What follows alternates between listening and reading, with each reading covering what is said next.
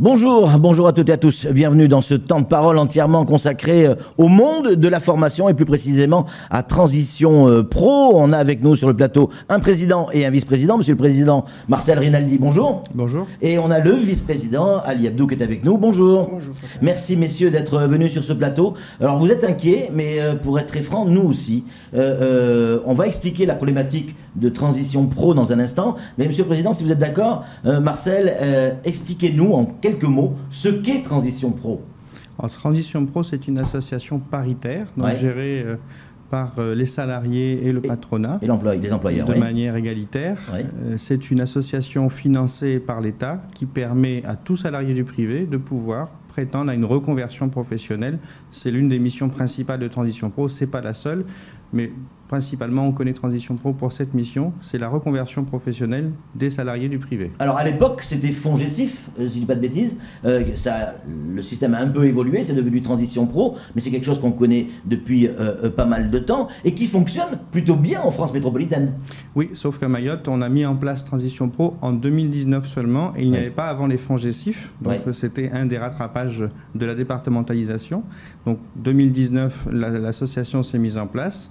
Pendant 2 ans, elle a fonctionné avec la bonne volonté des administrateurs, bien que ce ne soit pas leur rôle d'être au quotidien à faire fonctionner l'association, mais on a fait fonctionner cette association et cette année, on a pris beaucoup d'ampleur avec le recrutement d'un chargé de mission. Alors dans un instant, on va parler de la problématique, mais avant, Ali Abdou, expliquez-nous comment vit Transition Pro, avec quels moyens et surtout combien?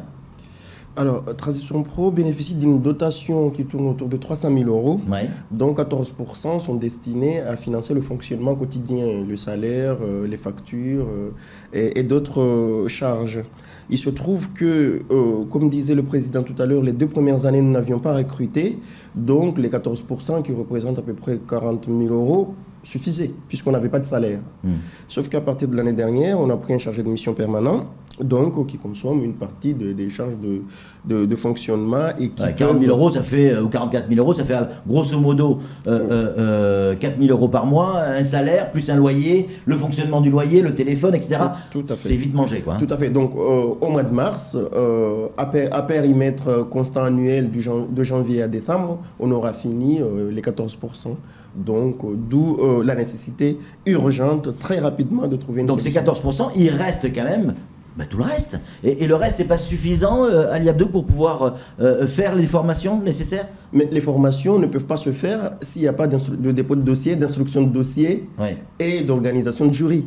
Donc, le permanent, il sert à assumer toutes ces tâches entre guillemets, d'organisation et logistique pour qu'il y ait financement de formation. Marcel, pour que les gens, ceux qui nous écoutent, qui nous regardent, qui nous lisent, comprennent bien ce qui se passe. C'est-à-dire que vous êtes en train de nous dire à l'heure actuelle, à la minute où on parle, que ce système, qui n'est pas unique à Mayotte, qui fonctionne partout en France, pourrait, au mois de mars, faire une cessation d'activité et pas cessation de paiement si les choses ne bougent pas. C'est-à-dire quoi? Vous demandez plus de moyens? Oui, tout à fait. En fin mars, si nous ne pouvons plus fonctionner, c'est-à-dire, comme le dit Ali Abdou, instruire les dossiers, les mettre en paiement, etc., on sera obligé de constater la cessation d'activité. Nous poursuivrons évidemment entre administrateurs le solde des dossiers engagés puisque nous n'avons pas de problème de budget de formation, même si l'argent est là, il n'y a pas de problème. Et donc, ce qu'on demande, c'est que notre budget soit à minima aligné sur celui de la Guyane, qui est à peu près comparable à Mayotte en termes de dynamisme économique et en termes de démographie. Et leur budget est de 950 000 € par an. Donc vous voyez la différence, il y a 600 000 € d'écart entre les deux îles. Et là, 14% de 900 000, ça permet de voir les choses arriver, quoi. À partir du moment où nous aurons cette dotation normale pour fonctionner et pour faire les formations, nous aurons en plus le soutien du département qui s'est engagé déjà par écrit avec nous sur la même hauteur de budget sur 3 ans pour dire que il n'y a pas de problème, nous on vous aide, mais on n'est pas là pour suppléer l'État dans sa mission. Mais alors pourquoi ça ne se fait pas? Pourquoi ça ne se fait pas? C'est justement ça. En fait, le département se dit, nous avons tellement suppléé l'État dans ses compétences que là, Transition Pro est une association créée par le ministère du Travail. Donc, c'est une association d'État. public. Il appartient à l'État, au même titre qu'il le fait par ailleurs depuis des années, s'agissant des fonds gestifs, de prendre ses responsabilités et de financer à 100% avec une convention d'objectifs et de moyens qu'on signe chaque année avec la DIECT locale. Il leur appartient d'assumer le fonctionnement de Transition Pro. Le département dans les autres régions vient en suppléance puisqu'ils ont la compétence de formation professionnelle sur le territoire. Ils disent, OK, nous venons, mais nous viendrons à partir du moment où vous êtes en situation de croisière pour dynamiser l'association et pour que vous fassiez plus. Ouais. Mais nous ne venons pas financer votre existence puisqu'il s'agit d'une compétence d'État. J'imagine, Marcel, que vous avez déjà alerté les autorités. Ce n'est pas le premier coup de semence qui est donné. Si c'est une association qui a été créée par l'État ou par un ministère, forcément, vous avez informé le préfet. Oui, bien sûr, le préfet est tout à fait conscient de la situation. Et qu'est-ce qu'il dit? Le préfet nous soutient en termes de volonté de nous faire mieux fonctionner. Hein. C'est connu depuis 2 ans, parce que ça fait quand même 2 ou 3 ans qu'on alerte depuis la création pour dire attention, on n'a pas assez de budget. Donc les autorités locales ont tout à fait conscience et nous donnent tout à fait crédit sur notre demande. Nous avons eu le soutien en premier lieu de Thani Mohamed, le sénateur, qui est monté au créneau également pour demander à ce que cette situation évolue. Oui. Madame la députée Estelle Issoufa également a pris fait et cause pour Transition Pro. Donc il y a une vraie, on va dire, levée de bouclier pour que nous puissions fonctionner correctement, tant ce dispositif rencontre du succès. C'est surtout qu'on est débordé de demandes en réalité aujourd'hui, parce que le succès le système fonctionne très bien. Mais alors, c'est bien beau, pardon pour l'expression, mais on est sur Coésie, donc on peut se permettre de tout dire. C'est bien beau de faire des déclarations et de dire OK, on vous soutient, on est d'accord, oui, on comprend. Mais qui met la main à la poche à partir de... Enfin, qui va faire le chèque qu'il faut faire pour sauver la structure? Alors, c'est France Compétences qui décide de la répartition des budgets. France Compétences, c'est donc l'État. C'est donc l'État. Il y a un petit problème législatif qui fait que la répartition des budgets se fait d'une telle manière que nous sommes en queue de peloton en quelque sorte. Ouais. France Compétences se base sur des chiffres qu'ils pensent vrais, mais l'URSSAF nous a confirmé par écrit également que ces chiffres, eux, ils n'étaient pas en mesure de les fournir. Donc on se demande bien comment ils ont pris les chiffres. Et surtout, ce qu'on demande, c'est une délibération exceptionnelle pour pouvoir nous permettre de voir l'avenir, tout simplement. Tout à fait. Ouais. Ce qu'il faut comprendre, c'est qu'on a une dotation globale pour toutes les transitions de France et que chaque année, il y a des coefficients de répartition qui sont fixés par France Compétences. Donc si on veut que la dotation de Mayotte augmente, ça voudrait dire que la dotation de l'Île-de-France diminue. De pas grand-chose, puisque on compte en millions par rapport à quelques 600 000 euros qu'on demande.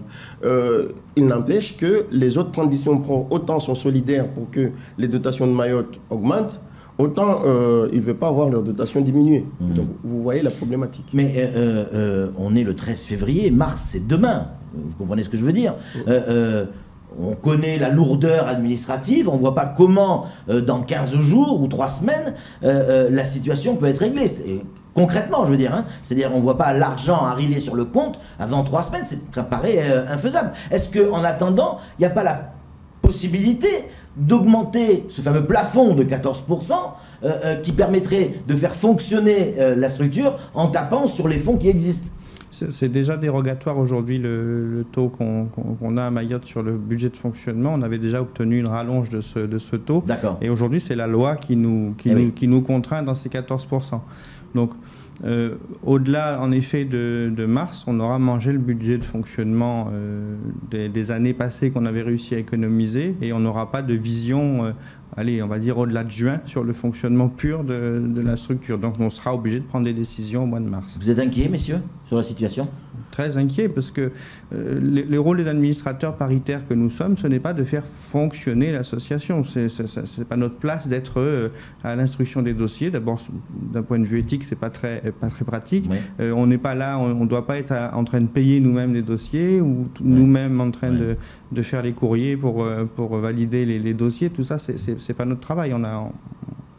Encore une fois, on est là en conseil d'administration pour faire la surveillance de l'association, mais pas pour la faire fonctionner. Ali Abdou, ça serait un drame pour ces salariés qui souhaitent changer de métier, qui ont... parce qu'aujourd'hui, dans une vie, il y en a qui disent avec un peu d'humour, on n'a pas qu'une femme dans la vie, on en a plusieurs, mais on a aussi plusieurs métiers dans la vie. C'est vrai, la vie moderne d'aujourd'hui, on passe par plusieurs métiers. C'est dramatique pour un salarié, quel que soit son âge, j'allais dire un gamin, mais pas forcément un gamin, un salarié qui veut changer de vie, il se dit, voilà, il y a un système qui existe, ça s'appelle Transition Pro, mais c'est sa vie qui est foutue en l'air. Oui, tout à fait. La problématique est beaucoup plus large, puisque un salarié à Mayotte, pour se former tout court, c'est très compliqué. Bien sûr. Puisqu'il y a avec Acto, et comme vous le disiez tout à l'heure, Acto demande à ce que l'entreprise soit à jour dans ses cotisations sociales. Ce qui est aujourd'hui très compliqué à Mayotte, en tout cas après le Covid. Donc, Transition Pro était une bouffée d'oxygène pour un certain nombre de salariés qui se disaient enfin on a une solution pour pouvoir monter en compétence ou changer de métier ou simplement prendre un congé création d'entreprise, puisque pendant que vous êtes en formation création d'entreprise, Transition Pro maintenait votre dernier salaire. C'est ça ce qui était intéressant pendant que vous êtes en train de faire la paperasse et de monter votre clientèle. Et au jour d'aujourd'hui, cette possibilité-là va s'éteindre. Risque de disparaître. Donc c'est là où est le drame. Bien sûr. D'autant plus qu'au niveau national, le ministère augmente des compétences aux transitions pro. Nous avons par exemple pris la validation d'acquis d'expérience qui a beaucoup de mal à fonctionner à Mayotte, faute de budget. Et Transition Pro a cette possibilité-là, avec nos dotations, pour financer tout salarié, un projet de tout salarié qui veut faire de la validation d'acquis d'expérience. Messieurs, on imagine, on est dans la politique fiction, nous sommes dans un mois, nous sommes le 13 mars, la situation n'a pas évolué. Quid des dossiers déjà engagés? Est-ce que des gens qui sont en cours de formation, en cours d'exécution du dossier, vont perdre leur actif ou il y a les moyens d'aller au bout? Non, le conseil d'administration prendra ses responsabilités et nous clôturerons les dossiers en cours. Il n'y a pas de problème de financement sur les dossiers qui sont engagés. Bon, l'argent est provisionné, il n'y a pas de souci de ce côté-là et on ira au bout de ces dossiers et que les bénéficiaires qui ont eu validation de leur dossier ne s'inquiètent pas. Donc c'est juste qu'il n'y aura pas de nouveaux dossiers. C'est juste qu'on ne pourra pas instruire toutes les nouvelles demandes et tous les nouveaux dossiers. Nous ne pourrons pas faire fonctionner Transition Pro faute de moyens. Messieurs, aujourd'hui vous avez envie de vous adresser à qui et leur dire quoi exactement? Alors, on s'adresse surtout à France Compétences. Alors, je ne sais pas s'ils nous écoutent ce matin. Hein. En revanche, je sais que le préfet écoute la matinale. Je pense que ça va remonter. Oui. Donc, non, on s'adresse surtout, en effet, à notre autorité de financement pour le dire au secours, tout simplement. Je crois qu'on a suffisamment alerté. Il y a suffisamment consensus sur notre cas, y compris, en effet, comme le disait Ali Abdou, au sein des transitions pro-métropolitaines qui soutiennent notre combat. Et il faut juste un peu de bon sens, un tout petit peu de bon sens dans le fonctionnement et puis regarder cette situation avec précision. On ne demande pas grand-chose. En frais de fonctionnement, ça représente 60 000 € de plus par an. C'est vraiment pas grand-chose par rapport aux capacités et au budget global qui est en centaines de millions d'euros en réalité. 500 millions. Donc voilà, 500 millions. Donc on veut juste la juste part pour Mayotte, on veut juste un fonctionnement normal et on veut juste un fonctionnement égalitaire pour un territoire français d'outre-mer. On a bien compris, il y a urgence, donc si certains ont le pouvoir de faire accélérer les choses, il va falloir aller vite, messieurs, pour ceux qui nous regardent, pour ceux qui nous écoutent, pour ceux qui ont un projet d'entreprise, ceux qui ont un projet de vie, c'est des projets qui peuvent se stopper rapidement. Donc oui, il y a urgence.